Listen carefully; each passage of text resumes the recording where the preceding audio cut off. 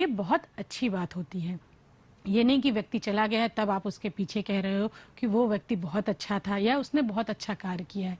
कोई भी व्यक्ति अगर अच्छे कार्य को कर रहा है तो उसके कार्य की सराहना उसके समक्ष कीजिए और हंसते मुस्कुराते हुए मिलिए। इसी के साथ बच्चों, आज की कक्षा को हम समाप्त करते हैं। घर पे रहिए, अच्छे से रहिए और पढ़ते रहिए। आज जो कुछ भी बताया गया है वो आपकी पाठ्य पुस्तक में उपस्थित है, उसे अच्छे से पढ़िए। और इसी के साथ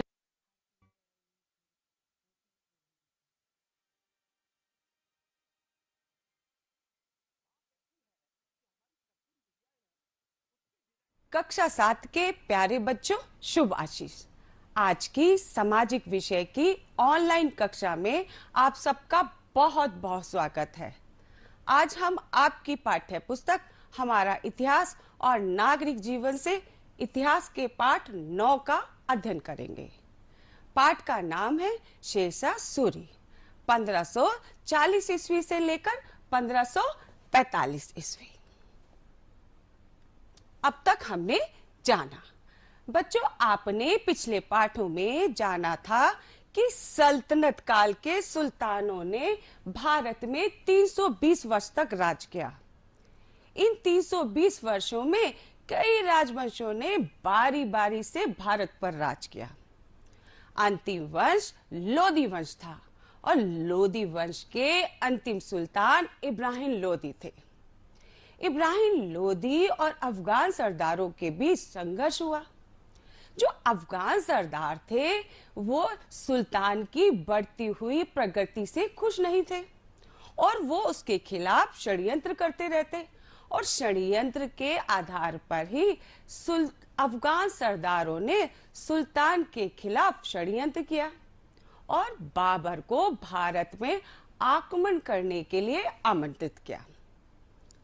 1526 ईस्वी में पानीपत का युद्ध। 1526 ईस्वी में पानीपत के मैदान में बाबर का सामना इब्राहिम लोदी के साथ हुआ। इब्राहिम लोदी और बाबर के बीच भीषण युद्ध हुआ। इस युद्ध में इब्राहिम लोदी मारे गए और वहीं से भारत में लोदी वंश का अंत हो गया। बाबर ने एक नए वंश मुगल वंश की स्थापना कर दी। बाबर ने अपनी सत्ता को विस्तार करने के लिए भारत में अन्य युद्ध किए। 1527 ईस्वी में बाबर ने खानवा का युद्ध किया। खानवा का युद्ध बाबर और राणा सांगा के बीच हुआ। राणा सांगा इस युद्ध में पराजित हुए और बाबर विजयी रहा। 1528 ईस्वी में बाबर ने चंदेरी का युद्ध किया। चंदेरी का युद्ध बाबर और मेदिनी राय के बीच हुआ। इस युद्ध में मेदिनी राय पराजित हुए और बाबर की विजय हुई। 1529 ईस्वी में बाबर ने घाघरा का युद्ध किया। घाघरा का युद्ध बाबर और अफगान सरदारों के बीच हुआ। इस युद्ध में भी अफगान सरदार जो थे पराजित हुए और बाबर विजयी रहा। इस प्रकार से बाबर ने भारत में 4 युद्ध किए और चारों युद्धों में उसको सफलता मिली और इसके आधार पर ही बाबर ने भारत में मुगल वंश की स्थापना की और मुगल साम्राज्य का भारत में विस्तार किया। 26 दिसंबर 1530 ईस्वी को बाबर की मृत्यु हो गई। उसके बाद उसका बेटा हुमायूं जो है मुगल सिंहासन पर बैठा। जब हुमायूं मुगल सिंहासन पर बैठे तो उन्हें अनेक कठिनाइयों का सामना करना पड़ा। उनके अनेक शत्रु बन गए और मुख्य 2 शत्रु बहुत ही बड़े थे। हुमायूं के पश्चिम भारत में गुजरात के शासक बहादुर शाह और पूर्वी भारत में शेरशाह मुख्य बड़े शत्रु थे। बहादुर शाह और शेरशाह सूरी हुमायूं को भारत से भगाने का प्रयास कर रहे थे। आज हम जानेंगे बच्चों, आज हम जानेंगे शेरशाह सूरी के जीवन के बारे में और उसकी शासन व्यवस्था के बारे में हम परिचित होंगे। शेरशाह सूरी के राजस्व संबंधी सुधारों के बारे में हम अध्ययन करेंगे। शेरशाह सूरी की सैन्य संगठन एवं उसकी चुस्त प्रशासनिक व्यवस्था को हम समझेंगे। शेरशाह सूरी के प्रजाहित के कार्यों के बारे में भी अध्ययन करेंगे। सूरवंश के पतन के बारे में हम जानेंगे बच्चों। शेरशाह सूरी 1540 ईस्वी से लेकर 1545 ईस्वी। ये जो चित्र आप देख रहे हो बच्चों, ये शेरशाह सूरी का चित्र है। शेरशाह सूरी का शासनकाल मात्र 5 वर्ष का था। शेरशाह सूरी ने अपने छोटे से कार्यकाल में बहुत ही महत्वपूर्ण कार्य, अनेक सुधार तथा प्रजाहित के कार्य किए थे। शेरशाह सूरी के बचपन का नाम फरीद था।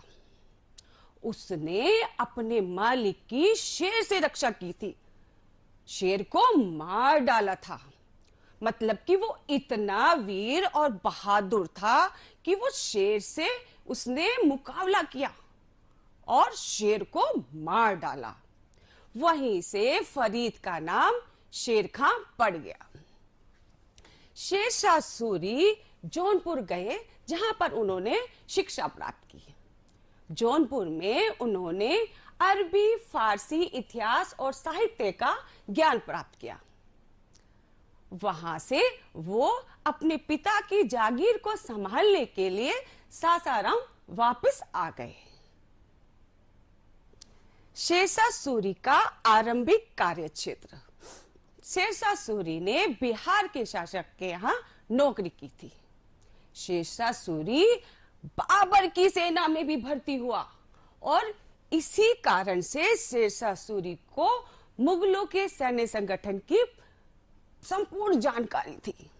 शेरशाह सूरी ने बिहार पर अपना प्रभाव स्थापित किया और संपूर्ण बिहार राज्य पर अपना अधिकार स्थापित कर लिया। शेरशाह सूरी जनता में लोकप्रिय हो गया था। जागीर की देखभाल करते करते उसे सफल शासक और लोकप्रिय शासक बना दिया था। शेरशाह सूरी और हुमायूं का युद्ध। चौसा नामक स्थान पर हुमायूं और शेरशाह के बीच भीषण युद्ध हुआ और इस युद्ध में शेरशाह सूरी जो है विजयी रहे और हुमायूं जो है पराजित हो गए। किसी प्रकार से हुमायूं ने अपने प्राणों की रक्षा की। अब हुमायूं अपनी पराजय का बदला शेरशाह सूरी से लेने के लिए कन्नौज पहुंचा। कन्नौज में इन दोनों के बीच युद्ध की स्थिति बनी और इन दोनों के बीच युद्ध हुआ। इस युद्ध में शेरशाह सूरी विजयी रहा और हुमायूं जो है परास्त हो गए। शेरशाह सूरी ने आगरा, दिल्ली पर अपना अधिकार कर लिया और शेरशाह सूरी के नाम से वो भारत का शासक बन गया। हुमायूं सिंध के रास्ते होते हुए वापस फारस चला गया। युद्ध का परिणाम सूरवंश की स्थापना। 1540 ईस्वी में चौसा एवं कन्नौज के युद्ध हुए और इस युद्ध किसके बीच हुआ? हुमायूं और शेरशाह सूरी के बीच। इन दोनों युद्धों में शेरशाह सूरी ही विजयी रहा और हुमायूं पराजित रहे।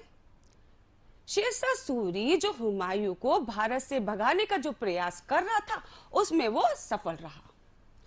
शेरशाह सूरी के नाम से भारत का सुल्तान बन गया और शेरशाह सूरी ने भारत में एक नए वंश सूरवंश की स्थापना कर दी।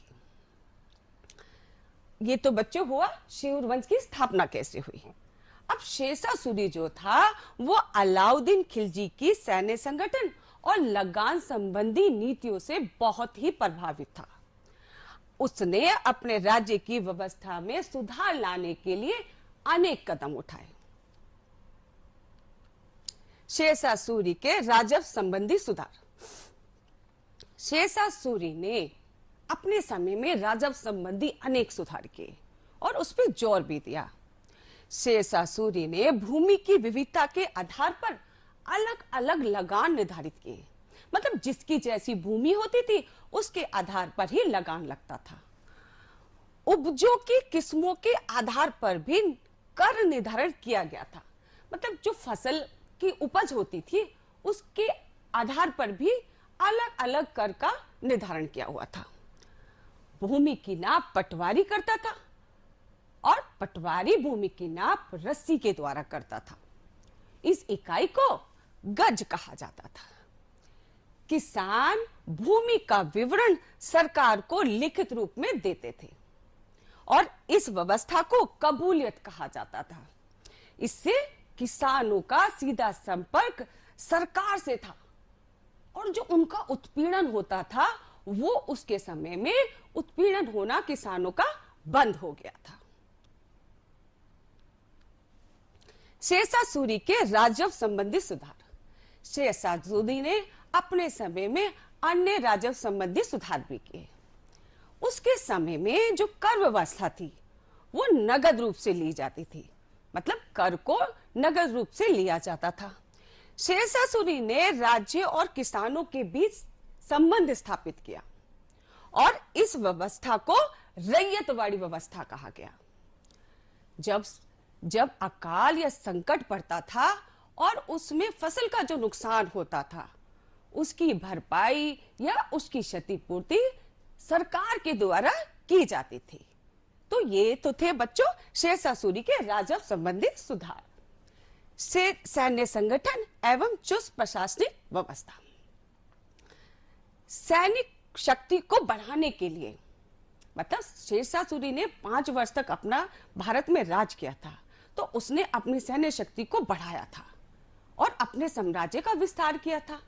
तो उसने सैनिक शक्ति को बढ़ाने के लिए शेरशाह सूरी ने अपनी सेना का संगठन किया, अपनी सेना का विस्तार किया और अपनी सेना को मजबूत किया था। अब उसने डाक व्यवस्था में भी सुधार किए थे।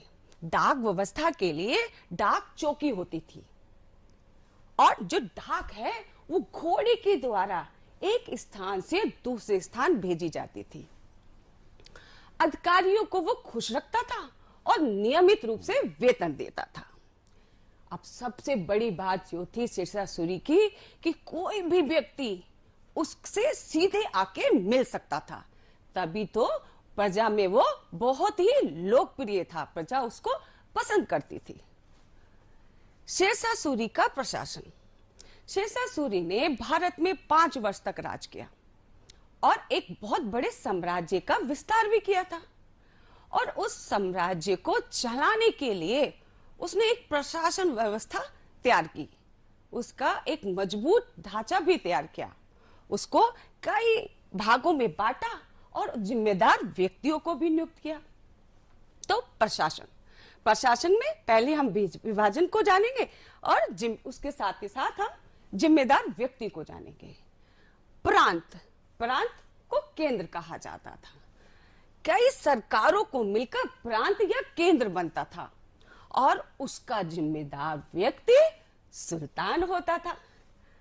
अब सरकार कई परगनों से मिलकर बनी थी और उसका जिम्मेदार व्यक्ति शिकदारान होता था और ये सरकार की व्यवस्था को संभालता था। परगना कई ग्राम से मिलकर बना था और इसका जिम्मेदार व्यक्ति शिकदार होता था। शिकदार जो था वो परगने की व्यवस्था को संभालता था। कोषाध्यक्ष क्या थे? वो परगने की जो व्यवस्था थी, आय व्यय की व्यवस्था थी, उसको संभालते थे। वे अन्य अधिकारी जो थे वो परगने की अन्य व्यवस्था को संभालते थे। ग्राम मतलब गांव। ग्राम जो थी सबसे छोटी इकाई थी और इसका जिम्मेदार व्यक्ति जो था वो मुखिया था।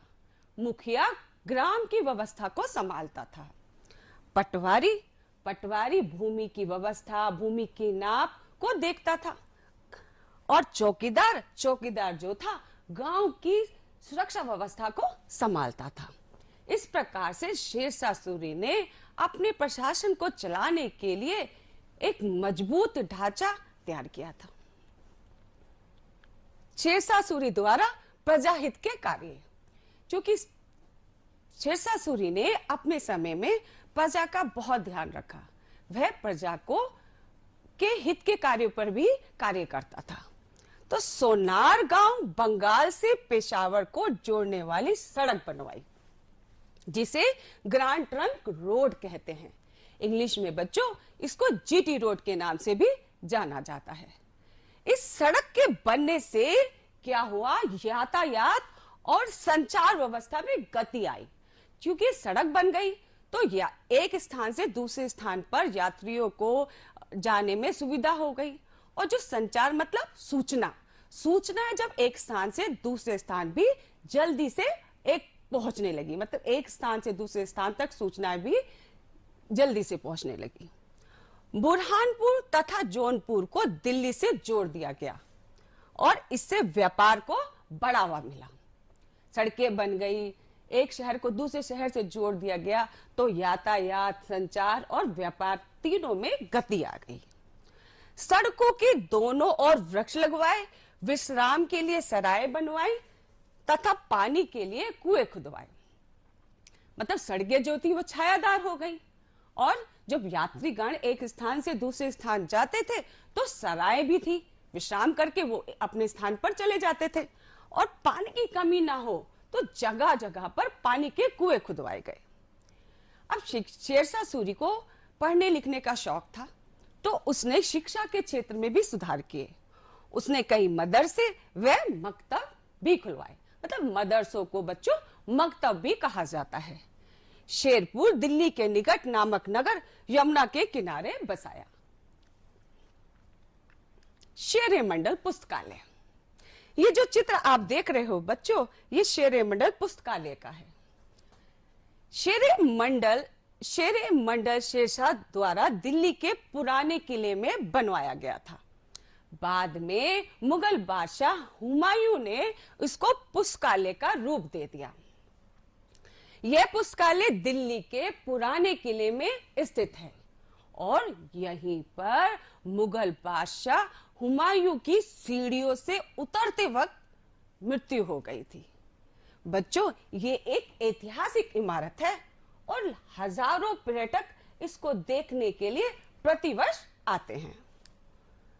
सूरवंश का पतन 1545 ईस्वी में कलिंजर के युद्ध में शेरशाह सूरी घायल हो गया तथा कुछ दिनों के बाद उसकी मृत्यु हो गई। शेरशाह सूरी की मृत्यु के बाद जो उसके उत्तराधिकारी थे उसने 10 वर्षों तक राज किया, लेकिन वो इतने योग्य और इतने सक्षम नहीं थे कि वो उसके साम्राज्य को संभाल सकते, उसको बढ़ा कर सकते। तो उसका फायदा मुगलों ने उठाया और धीरे धीरे सूरवंश का अंत हो गया। और सूरवंश का अंत होते ही क्या हुआ, जो मुगल बादशाह थे उन्होंने उस पर अधिकार कर लिया।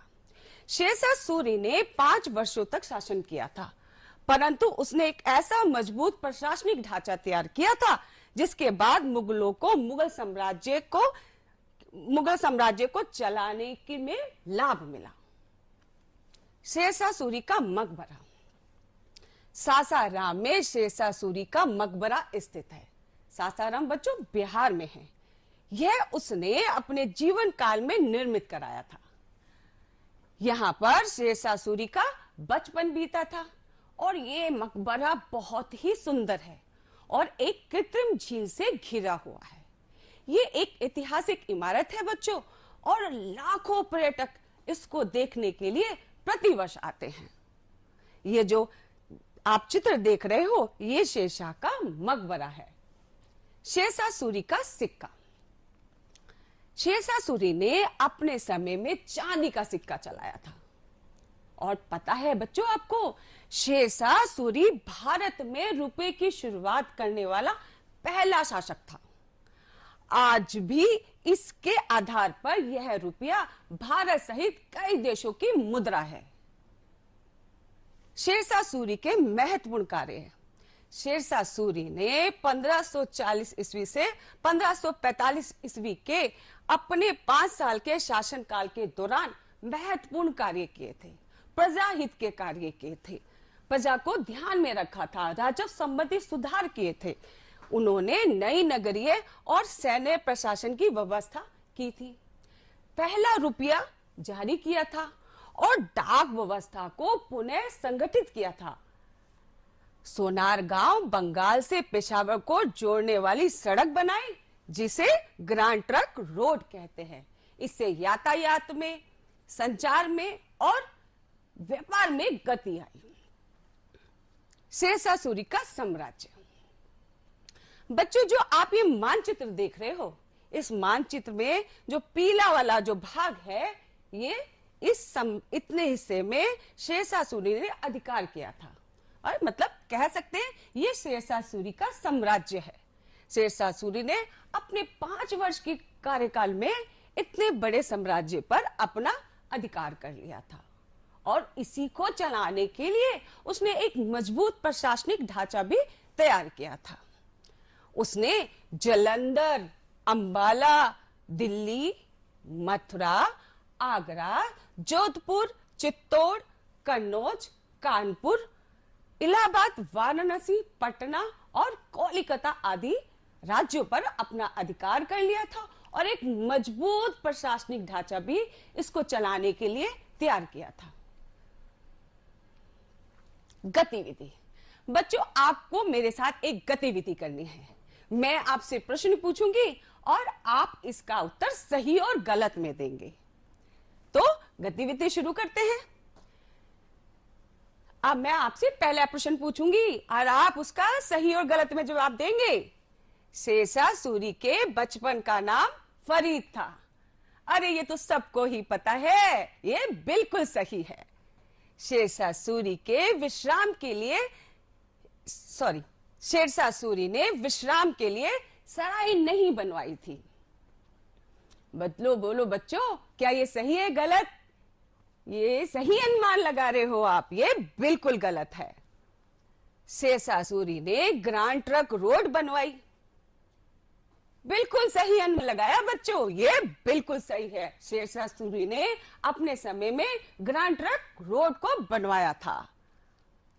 शेर मंडल शेरशाह सूरी ने नहीं बनवाया था। बिल्कुल सही अनुमान लगा लिया बच्चों, शेर मंडल तो शेरशाह सूरी ने ही बनवाया था, तो ये बिल्कुल गलत है। डाक को घोड़े द्वारा नहीं पहुंचाया जाता था। बिल्कुल आप सही बता रहे हो बच्चों, डाक को घोड़े द्वारा पहुंचाया जाता था, तो ये बिल्कुल गलत है। इन्हें भी जानिए। बच्चों, इस पाठ में कुछ नए शब्द आए हैं। इन शब्दों को हम विस्तार से जानेंगे। इनका अर्थ। कबूलियत, किसानों द्वारा अपनी भूमि एवं उस पर देय लगान का विवरण सरकार को लिखित रूप में देना। पट्टा, किसानों द्वारा प्राप्त उनके जमीन के विवरण के आधार पर उन्हें पट्टा दिया जाता था, जिसमें लगान की दर लिखी होती थी। मतलब किसानों को पट्टा दिया जाता था जब किसान अपनी जमीन सरकार को देते थे, और उसमें लगान की दर लिखी होती थी। सराय, यात्रियों, डाक कर्मियों तथा अधिकारियों के ठहरने का स्थान, जहां पर जब ये लोग यात्रा करते थे तो वो वहां पर ठहरते थे। यात्रियों और डाक कर्मियों द्वारा अधिकारियों के ठहरने एवं विश्राम के लिए स्थान, जब यात्रीगण यात्रा करते थे तो वो वहां पर ठहरते थे, विश्राम करते थे। आज हमने जाना मुगल साम्राज्य की स्थापना। बच्चों, हमने इस पाठ में जाना था कि मुगल साम्राज्य की स्थापना कैसे हुई। मुगल साम्राज्य की स्थापना बाबर ने की थी। पानीपत का युद्ध हुआ था, जिसमें लोधी वंश के अंतिम सुल्तान जो थे वो इब्राहिम लोधी थे, और वो इस युद्ध में मारे गए थे। शेरशाह सूरी और उसकी शासन व्यवस्था। अब शेरशाह सूरी का जो कार्यकाल था, हमने जाना कि वो 5 वर्ष का था। 5 वर्ष तक उसने भारत में राज किया था और एक नए वंश सूरवंश की स्थापना कर दी थी। शेरशाह सूरी ने प्रजाहित के कार्य और अन्य कार्य भी किए थे। शेरशाह सूरी के बचपन का नाम फरीद था, और उसने अपने मालिक की रक्षा शेर से की थी और शेर को मार डाला था, और वहीं से उसका नाम शेर खां पड़ गया था। तो हमने ये भी जाना, कि जौनपुर में शेरशाह सूरी ने अरबी, फारसी, इतिहास और साहित्य का ज्ञान प्राप्त किया, और सासाराम की जागीर को भी देखभाल की। धीरे धीरे शेरशाह सूरी ने बिहार के शासक के यहाँ नौकरी की। वह बाबर की सेना में भी भर्ती हुआ। उसे बाबर की सेना संगठन का भी अच्छा ज्ञान हो गया था। और चूंकि शेरशाह सूरी प्रजाहित के कार्यों पर ध्यान देता था और उसने प्रजाहित के कार्यों पर महत्वपूर्ण कार्य भी किए, इसलिए वो प्रजा में जो था बहुत ही लोकप्रिय था। प्रजा उसको पसंद करती थी। और सबसे बड़ी बात थी, शेरशाह सूरी से कोई भी व्यक्ति किसी भी वक्त मिल सकता था। और उसकी शासन व्यवस्था के बारे में जाना कि उसने किस प्रकार से अपनी शासन व्यवस्था बनाई, किस प्रकार से उसने एक मजबूत ढांचा बनाया जिसका इस्तेमाल मुगलों ने भी किया। शेरशाह सूरी द्वारा राजस्व संबंधी सुधार। अब उसने राजस्व संबंधी सुधार किए थे। भूमि की विविधता के आधार पर लगान निर्धारित होता था और उपज के आधार पर भी लगान निर्धारित था। जो लगान था वो नगद रूप से लिया जाता था और किसानों के लिए उसने क्या किया हुआ था, सीधा संपर्क कर सकते थे। रैयतवाड़ी व्यवस्था चालू की थी, कबूलियत तैयार किया था, जिसके द्वारा से ये राजस्व व्यवस्था जो थी वो ठीक प्रकार से चलती थी और जो किसानों का उत्पीड़न होता था वो होना बंद हो गया था। शेरशाह सूरी का सैन्य संगठन एवं चुस्त प्रशासनिक व्यवस्था। शेरशाह सूरी ने एक मजबूत सैन्य संगठन तैयार किया, एक विशाल सेना तैयार की थी और अपने प्रशासन को चुस्त करने के लिए उसने डाक व्यवस्था बनाई, डाक चौकी बनाई और डाकों को घोड़े द्वारा एक स्थान से दूसरे स्थान भेजा जाता था। अधिकारियों को खुश रखता था, नियमित रूप से वेतन देता था और बहुत सारे ऐसे कार्य किए जिससे कि उसका प्रशासन चुस्त रहता था। प्रजाहित के कार्य, प्रजाहित के लिए उसने सड़कों के दोनों तरफ वृक्ष लगाए, सड़कें बनवाई और सराय खोली। शिक्षा के लिए उसने मकतब मदरसे बनवाए और कुछ शहरों को एक शहरों से जोड़ दिया गया जिससे यातायात, संचार और व्यापार में गति आई। तो ये उसने प्रजाहित के कार्य किए। पानी के लिए जगह जगह पे कुएं खुद गए थे तो प्रजा को पानी की कभी भी नहीं रहती थी। सूरवंश का पतन। अब जब शेरशाह सूरी का जब मृत्यु हो गई तो उसके जो उत्तराधिकारियों ने 10 वर्ष तक राज किया, लेकिन वो इतने योग्य और कुशल नहीं थे कि वो उसकी शासन व्यवस्था को ठीक से चला सकते। तो सूरवंश का भी धीरे धीरे क्या हुआ, पतन होता चला गया और मुगलों ने फिर से भारत पर अपना अधिकार कर लिया। गृह कार्य। बच्चों, कुछ गृह कार्य है। इस गृह कार्य को आपको अपनी उत्तर पुस्तिका में करना है। शेरशाह सूरी दिल्ली का शासक कैसे बना? आपको मालूम ही है शेरशाह सूरी दिल्ली का शासक कैसे बना। उसने हुमायूं को चौसा और कन्नौज नामक स्थान पर हरा दिया था और वहां पर से हुमायूं को भारत से भगा दिया और वो भारत में सुल्तान बन गया। अब दूसरा प्रश्न यह है कि प्रजा की भलाई के लिए शेरशाह ने क्या क्या कार्य किए। अब उसने बहुत सारे कार्य किए थे प्रजा की भलाई के लिए, जब भी तो वो प्रजा उसको पसंद करती थी और वो प्रजा में बहुत ही लोकप्रिय था। नीचे कुछ कथन दिए गए हैं, जो सही हो उन पर सही का निशान तथा गलत पर गलत का निशान लगाएंगे। अब बच्चों, आपको क्या करना है, इन प्रश्नों के सामने सही और गलत का निशान लगाना है। तो शेरशाह सूरी ने पत्र ले जाने के लिए डाक चौकियों की स्थापना की थी। आप बताइए बच्चों, ये सही है या गलत है? ये बिल्कुल सही है, क्योंकि शेरशाह सूरी ने अपने समय में पत्र को ले जाने के लिए डाक चौकी की स्थापना की थी। सरकार की तरफ से किसानों को कबूलियत दिया जाता था, तो सरकार की तरफ से किसानों को कबूलियत दिया जाता था, ये बिल्कुल सही है। परगने का सबसे बड़ा अधिकारी शिकदार शिकदारान होता था, तो ये बिल्कुल गलत है। भूमि के नाप की इकाई को मीटर कहते थे। क्या सही है बच्चों? ये गलत है, ये बिल्कुल गलत है। अब बच्चों, कुछ प्रोजेक्ट कार्य है, उसको आपको अपनी कार्य पुस्तिका में करना है। तो पहले एक प्रश्न जो मैं आपको पढ़ूंगी उसको आप अपने बड़ों की मदद से भी कर सकते हैं। सड़कों से होने वाले लाभ पर 8 पंक्तियां लिखिए। मतलब सड़कों से क्या क्या लाभ होते हैं। अपने बड़ों से भी आप इस पर वार्ता कर सकते हैं, पूछ सकते हैं और अपनी अपनी समझ के आधार पर भी इसका उत्तर आप दे सकते हैं और ये उत्तर आपको अपनी अभ्यास पुस्तिका में देना है। दूसरा प्रश्न है, कुछ डाक टिकट एकत्र कीजिए। आपको कुछ डाक टिकट हैं वो एकत्र करने हैं और उन्हें अपनी अभ्यास पुस्तिका पर चिपकाने हैं कि उनको आप एकत्र करके अपनी अभ्यास पुस्तिका पे चिपकाइए। आप इसमें भी अपने बड़ों की, अपने दोस्तों की मदद ले सकते हैं।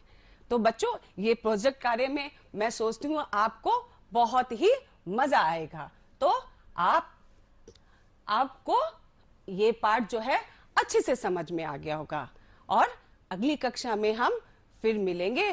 तब तक के लिए बच्चों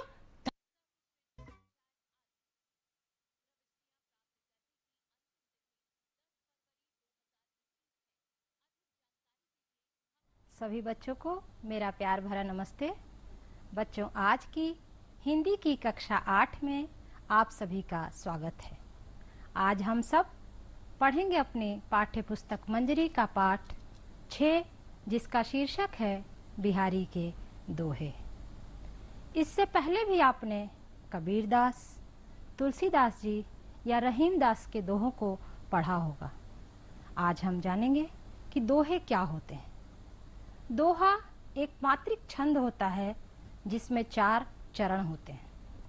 इसके विषम चरणों में